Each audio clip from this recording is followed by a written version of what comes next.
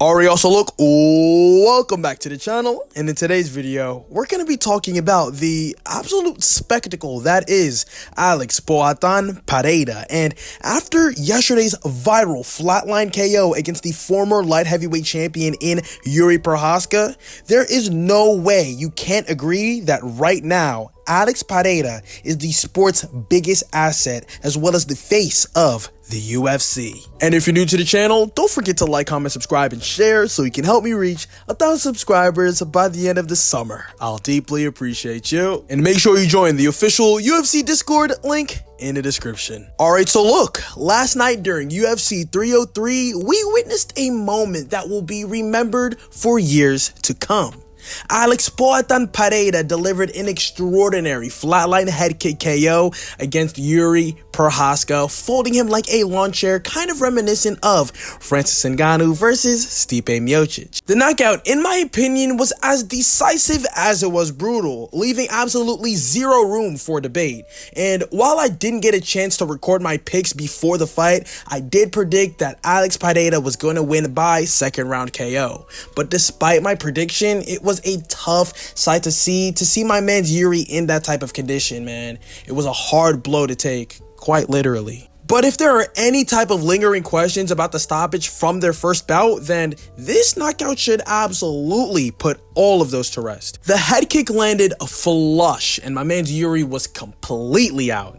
And to be quite honest with you, I think that this knockout further solidifies Alex Pereira's status as not only a monster in the sport, but also a global phenomenon as a whole. Because since making his UFC debut in 2021, Alex Pereira has had 9 fights, with 7 of those fights against either current champions or former champions. This rapid ascent is absolutely unprecedented in the sport of mixed martial arts. But at the same time, you're gonna have to kind of give it to him, because Alex Pereira's journey has been nothing but remarkable. He transitioned from kickboxing, where he was already such a dominant force, to mixed martial arts, where he made his metric rise. And to be quite honest with you guys, the MMA community, the entire MMA community, has only Israel Adesanya to blame for all of this. To the guy at some pub talking shit about, I beat that guy one time, to the man that not only beat you once, but 3 times and was your boogeyman from kickboxing, hunted you down from kickboxing, then TKO'd you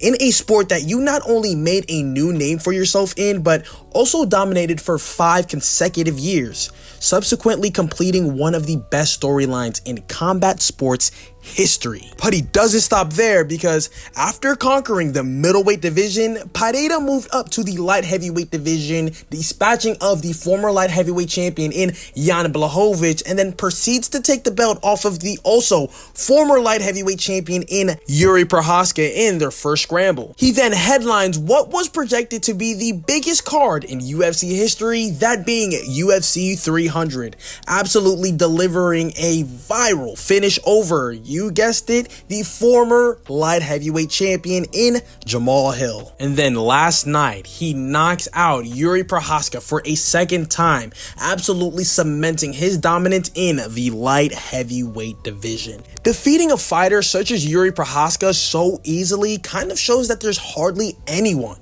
who can really, handle the power and Alex Pereira's equalizer of a left hand. But I'd say maybe a credentialed wrestler with an insane grade A elite level wrestling pedigree, such as maybe Ankalaev, who is #1 in the division after last night. And I think that Ankalaev is the only intriguing matchup left for Alex Pereira in the light heavyweight division as we speak. In my opinion, I think that Ankalaev realistically should stylistically be Alex Pereira's main kryptonite, like his red sun, because in a fight between both, Alex Pereira should not win that fight whatsoever. Ankalaev's wrestling should pose an insane challenge for Alex Pereira, and I'd like to see that fight happen before Alex makes his inevitable move to the heavyweight division, because if, and that's a big if, Alex handles Ankalaev, I'd like to see Pereira face off against Tom Aspinall and of course Johnny Turnbull. Ankalaev is known for his wrestling, which poses a unique challenge for Alex Pereira, and before Pereira makes a move to the heavyweight division, he needs to test his wrestling against against a top contender such as Magomed Ankalaev. And if Pereira can handle Ankalaev's wrestling, it will prove that he is ready to take on the bigger wrestlers in the heavyweight division such as Tommy Aspinall or Johnny Turinabol. Aspinall and Jones both have exceptional wrestling skills and are larger and stronger guys than any of the fighters that Pereira has faced so far in his mixed martial arts career. And if Pereira struggles against Magomed Ankalaev's wrestling, it's likely that he would face even greater challenges against guys like Jones or Aspinall. And considering that Jones is the greatest of all time and in particular known for his fight IQ, there is no chance that he would engage Pereira in a striking battle. He would use his wrestling to neutralize Pereira's striking, taking him down to the ground and controlling him. Tommy Aspinall, on the other hand, with his signature double leg takedowns, would, in my opinion, be an even more formidable challenge than Johnny Turinabol, and Alex Pereira would have to improve on his takedown defense significantly in order to stand a chance against guys like Tommy Aspinall and Johnny Turinabol. But besides that fact, Alex Pereira's potential move to the heavyweight division is another fascinating aspect to his already monumental career, because if he manages to secure not only the middleweight championship of the world, but the light heavyweight championship of the world, and then moves up to win the heavyweight championship of the world, he has a chance to become the first fighter in UFC history to, in Chael Sonnen's words, become champ.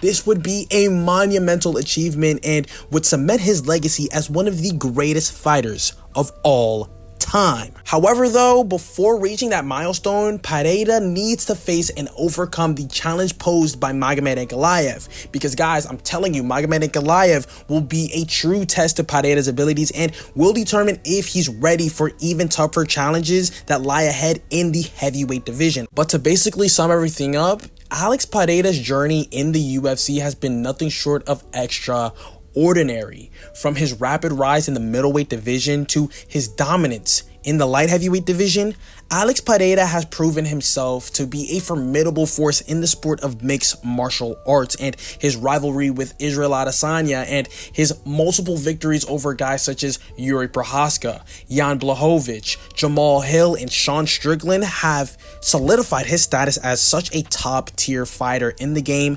today. And I think that the next big steps for Pereira kinda has to be his ability to handle elite wrestlers such as Magomed Ankalaev. And if he can overcome this challenge, he will be poised to make history by not only competing for but potentially winning the heavyweight strap, making him a 3-division champion.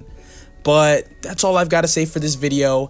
Let me know in the comment section below, what were y'all guys' reaction and thoughts to Alex Poatin's UFC 303 flatline finish against Yuri Prochazka? And do you guys think if Alex can get the job done against Magomed Ankalaev, he's got a chance in the heavyweight division taking the strap from either Tommy Aspinall or Johnny Turinabol?